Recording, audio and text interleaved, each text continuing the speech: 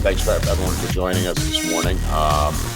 So I'm going to go through a few things. Some of these, if you're involved in managing properties, some of this stuff is you probably are aware of. Some of the stuff you may have questions on. So let's just go through some of the basics here.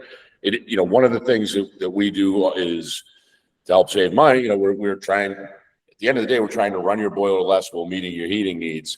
And that's using it. Yes, less fuel is a great way to save money, obviously, but also you want to make sure all your equipment is in working order so that you can run.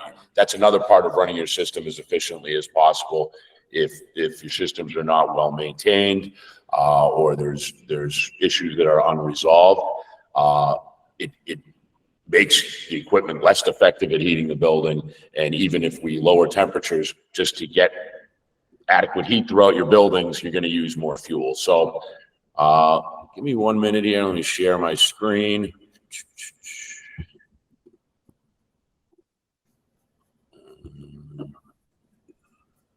All right, so prepping your building for heating season. So one, there's a lot of this is if you have a good relationship with your boiler service company, they will be able to go over a lot of this with you, and you can have much more sort of kind of tailored recommendations for your buildings. But a lot of these are some of the fundamental things that really, if you're doing these, to make sure that your other factors other than the heating settings are not costing you extra money. So first of all, making sure your boiler gets cleaned and tuned every off season. If you do that and make sure that your burner is running with the right air fuel mix, you make sure that there's not buildup on the inside of your boiler tubes. It's going to make your boiler harder to heat up your water.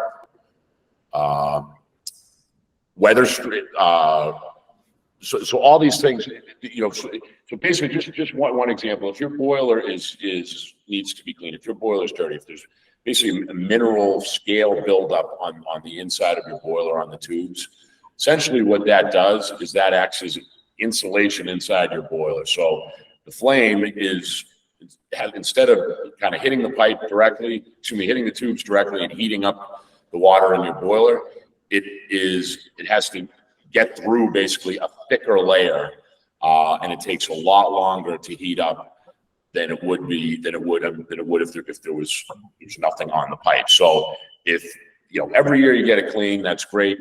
If there's boiler rooms where this does not happen, and you start having a couple of years in a row without a cleaning, you're essentially making your boiler less and less efficient. And it's really important. This is a basic thing, and it's really important to do every year. Another thing is your burner. The burner is the device that actually, when we talk about turning the boiler on and off, what we're really doing is turning the burner on and off. That is the flame that's providing the heat and the energy to heat up your water. And your burner should be an auto setting. A lot of times in the summer, there may be maintenance done. Things may be done. It might be left in a manual setting, which means basically when it goes on, it's going to go directly into a flame level, and it's just going to be at that level, and then it will go off. So if your burner's in high flame, you're going to be basically overshooting what's necessary to either heat up your water for hydronic system or to heat up and start building pressure and making steam. Conversely, if you have a burner in low flame, you may run the boiler maybe very frustrating. You're running the boiler more than ever, and you're burning a ton of fuel, but it's not adequately distributing heat throughout your building. So you want to make sure that your burner is an auto, and also that's part of the cleaning and tuning. It's an auto, and it's working the way it's supposed to. Some of this is one of those ones where in some ways it's fairly obvious. If you want your building to stay warm, you want to avoid having heat escape or cold air incursions, cold air coming into the building. So this may seem like this is kind of a very low-tech solution, but it is very effective. If you have doors that have gaps and there's draft, weather stripping, it makes a huge difference if you are able to stop cold air from coming in and heat from leaving the building. So it's one of those things. You can have a beautiful building envelope, great windows, great insulation, but if you don't have weather stripping, you're still, it's sort of going to really limit the benefit of all that other great stuff that you've been doing. So that's a basic one, but it's an easy one. This is really important. So locating and fixing any internal boiler or return line leaks. So anyone have any ideas what a problem might be if you're losing water out of your heating system? Water feeder's probably constantly running. Well, the water feeder will be running, but there's really kind of two major issues with losing water. First of all, depending how bad the leak is, it's gonna cost you money. Instead of, you're gonna have to burn more fuel. You're adding cold water in the system coming out of the city water supply at less than 50 degrees, and you have to heat all that water off. So that is using more energy right there. And the second part is over time, and this is can be hard to quantify, but over time the boiler is going to deteriorate more quickly than it would without leaks. Basically, so if you're constantly adding fresh water into your system, there's chemical reactions that occur. The water is much more oxygenated, and you can start having basically the inside of your boiler tubes and the inside of the boiler corrode and breaking down, and so if you don't address these, what can happen is you have leaks. You're adding more water. There's more oxygen, more dissolved minerals, which break down the boiler, which make your leaks worse. And so it's one of those things. If you don't address it, it will get a lot worse. And this is also something where if you have our system in, we are able to tell you if you're losing water, because one of the things that we discovered is a huge amount. I don't have a percentage for you, but a very large percentage of buildings have really significant leaks from their heating systems, and the management has no idea. And it's not because they're being negligent. It's not because they don't care about their building. It's just you could do a visual survey of the entire basement, and the return lines are buried, and that's where the leaks are, and you can't see them. So sometimes these issues can go on for years, and it's literally costing tens of thousands of dollars a year, but people don't even know it's there, so it's not even something they consider addressing. So our system will alert you to that. We have a meter on the makeup water feed. So if the system's losing water, it's going to have to replace it to run properly. We're going to see that, and we're going to be able to let you know, hey, you've got an issue that you need to deal with. If you don't have our system in, I would, first of all, recommend doing, I said there can be hidden ones, but you absolutely want to check visually for anything that you can see.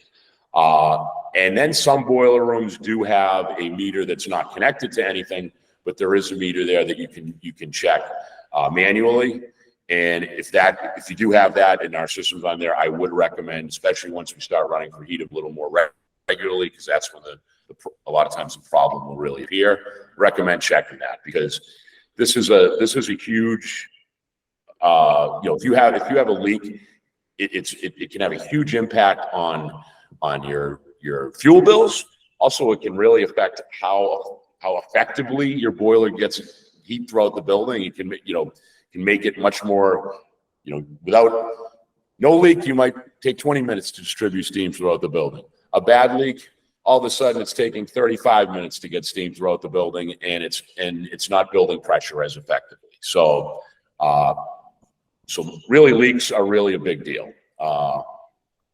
Another thing is to make sure your system's properly insulated. So whether it is the steam mains, the main distribution lines, as soon as steam leaves the boiler, it starts condensing.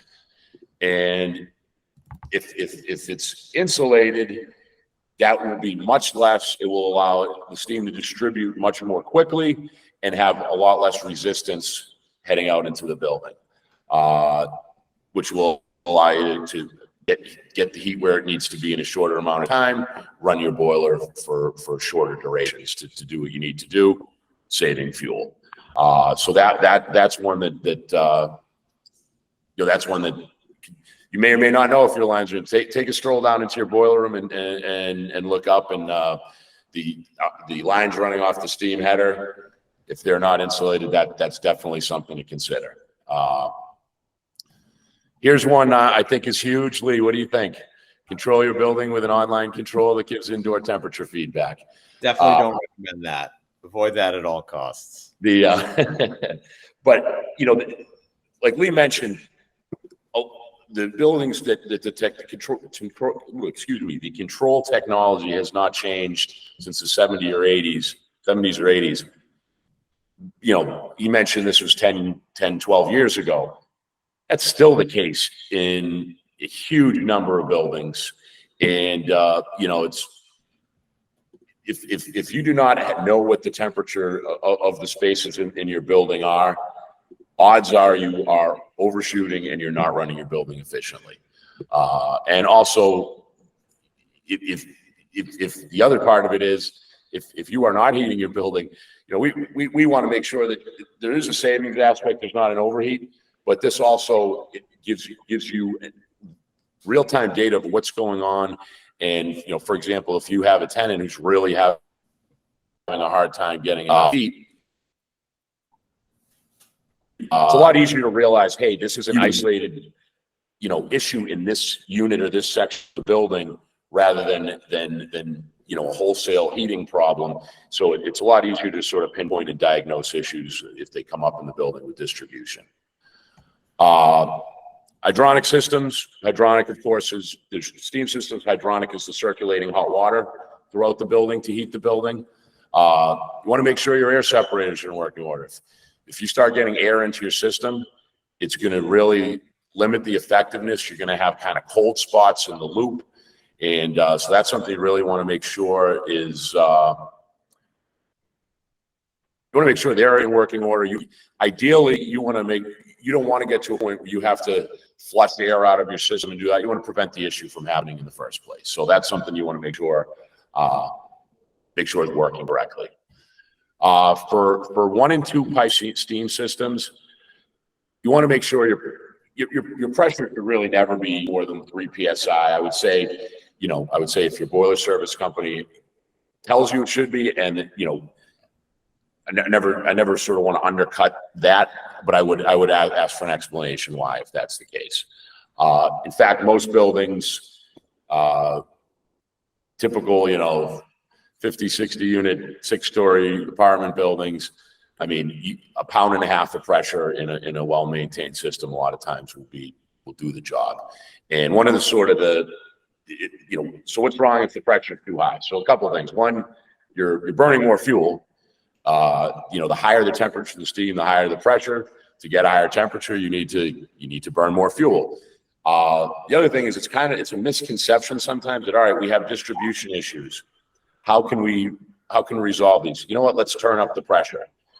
That doesn't actually help in a lot of instances, and you can run into issues like banging in the pipes and things of that nature. If 1 and 2 pipe steam system, you don't want to have your boiler at 5, 6, and I've seen it before, 5, 6, 7 psi. It's going to waste fuel. It's going to have your system not run. It's not going to just heat well. And then, in some cases, you can start having issues where the life of your steam traps or air vents which we can get into. I know, Alan, you mentioned that. Those will fail much more quickly if you're blasting with higher pressure through your steam pipes than you need to. So this gets into properly vented. So in order for steam to distribute throughout a building, you know, what's in the pipe before the steam gets there? Air, right? So for the steam to be able to displace that air, the air has to be able to go somewhere.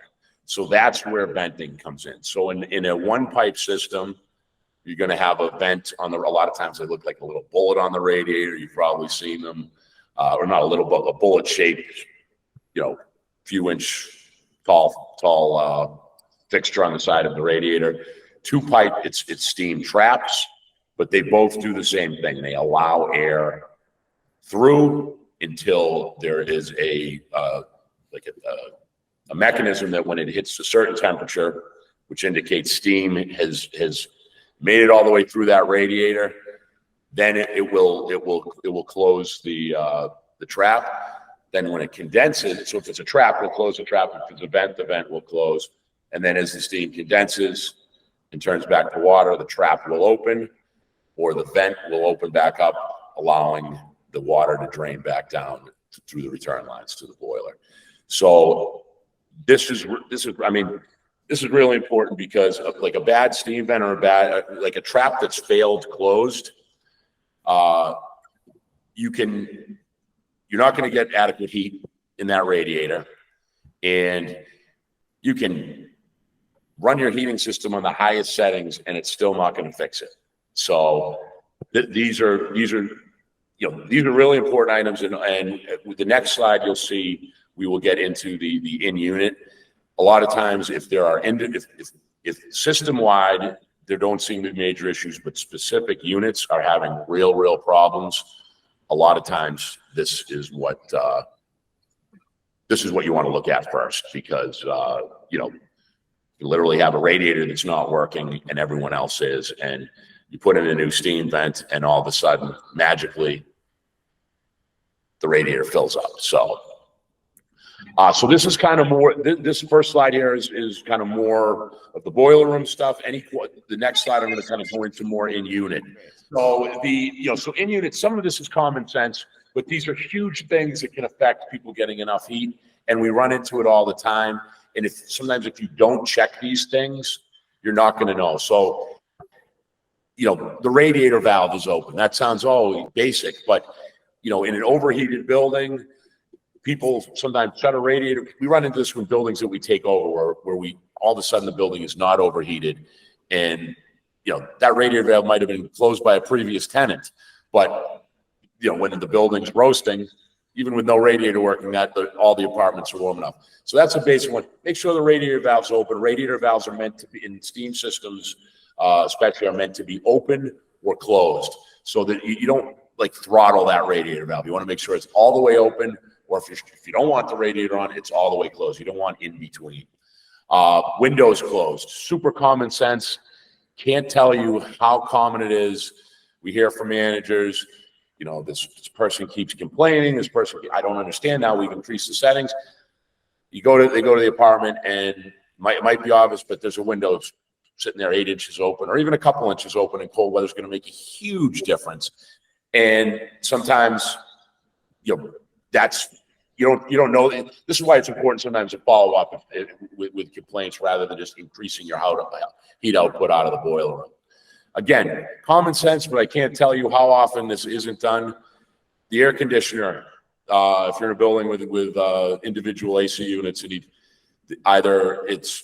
want to make sure it's either removed and covered or covered sufficiently, because that is a hole in your wall.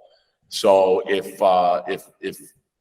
you don't do that, again, that's almost like having an open window.